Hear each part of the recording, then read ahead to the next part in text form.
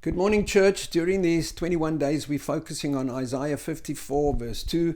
Enlarge the place of your tent, spread out, think big, lengthen your cords, and strengthen your stakes. Now, this week, we're looking at the implications of strengthening our stakes or driving our tent pegs deep. Now, for me, that has to do with having a strong, firm foundation. If you're pitching a one-man pup tent, you can use the nylon cords and the plastic pegs they give you, and you'll probably be okay. But if you're going to pitch a big marquee, you need long, strong ropes, and you need big steel girders for tent pegs to drive deeply into the swell. Now, for me, those strong tent pegs have to do with our relationship with God, first of all, our intimacy with God, our love for God, and our commitment to the Lordship of Christ. Secondly, it has to do with the Word of God, us embracing the principles and the promises in the Word of God, and being obedient to the teachings of Jesus.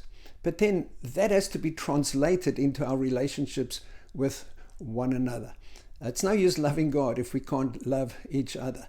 If we're following the teachings of Jesus, that has to affect the way we relate to one another. So let's drive a stake in the ground today for people. Let's make today about people. Let's make this year about people. Let's ask God how we can love the people in our family, the people around us, how we can love them more, how we can serve them better, how we can encourage them. And Jesus said in John 13, verse 34, "A new commandment I give unto you, that you love one another as I have loved you." That's the challenge, that we are to love one another as Christ loves us. And then he says, "By this shall all men know that you are my disciples, by your love for one another." As you go out into the day, find someone to love, to encourage, and to support, and to bless.